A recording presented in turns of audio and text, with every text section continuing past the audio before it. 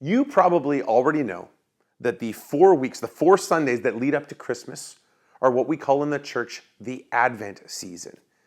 And Advent is a season where we, in society as a whole, take time to get ready for Christmas. We do so by baking and decorating and shopping and wrapping presents and cleaning up to make room for house guests who are going to come and stay with us over Christmas break. It's also supposed to be a time where we spiritually prepare our hearts for the birth of Jesus. Because it would be a tragedy if Jesus found in our own hearts what Mary and Joseph found 20 centuries ago. There's no room in the inn. There's no room in our hearts for him. And so I want to challenge you and to encourage you over these next weeks to look for ways to make more room for Jesus. Now, one of the ways you might do that is to take to heart the words of the prophet Micah. Now, Micah was a prophet who wrote about 700 years before Jesus. And he said this. He says, "What does the Lord require of you but to do justice and to love kindness and to walk humbly with your God?" First off, to do justice or to act justly. You could look at this particular directive from God as addressing the way that we relate to other people. Are we just in our dealings with others? Do we act in a moral way? And those second 7 commandments kind of outline a good starting point for, are we doing that or not? Do we honor our father and our mother? Do we struggle with lying, stealing, cheating, or killing? Do we covet? And that means, are we sort of consumed by jealousy, or do we allow jealousy to get the upper hand when it comes to relationships other people have or stuff other people have? If you struggle with any of these things, it doesn't mean that you're lost. It just means that this is an opportunity to clean up, to make room for Jesus by getting rid of the stuff that doesn't belong. And so I'd suggest to you, take some time, ponder how you've struggled with this, and get yourself to the sacrament of confession, the sacrament of reconciliation, where you can leave it behind and start anew. Second directive, to love kindness. Now, in another translation, it says to love mercy. And what's interesting is these two words, while they're interchangeable, you can also look at them in 2 different ways. To love kindness or mercy could look at how it is that we treat those who have less than we do, those who are in greatest need among us.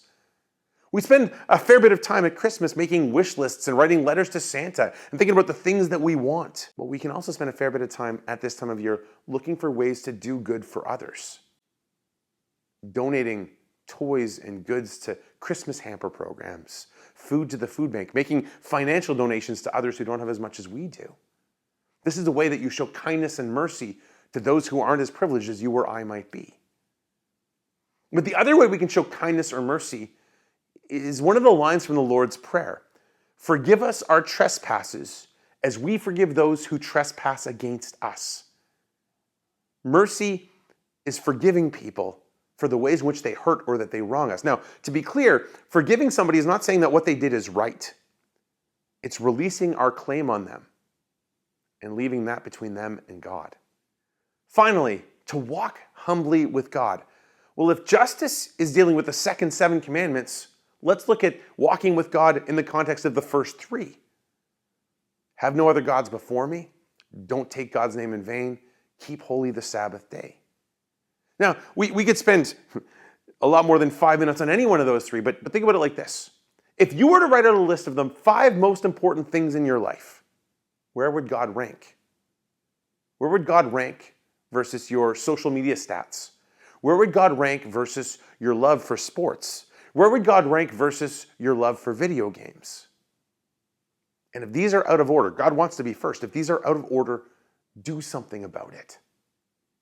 Make more space for God in your life. Second commandment, don't take God's name in vain.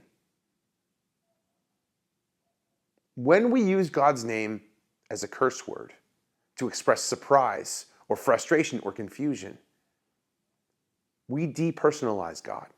We forget that God is someone we can know, someone we can love. We would never use anybody else's name like that. And so one of the opportunities you have to walk humbly with God is to watch your language a little bit. Pay more attention to what you say. And when we talk about keeping holy the Sabbath day, well, in Catholic context, we're going to talk about the need to get to Mass, to hear His word and to receive the Eucharist. This is the focal point, what we call the source and the summit of our Christian life. But you might also look at ways to make room for God in your day-to-day life. If you don't pray, start. Walking humbly with God means in part having a growing life of prayer. Now, if you have no life of prayer, growing life of prayer is pretty easy. Start to pray. Pray in Our Father every day. Read a verse or two from the Bible every day. Make space for God in your life.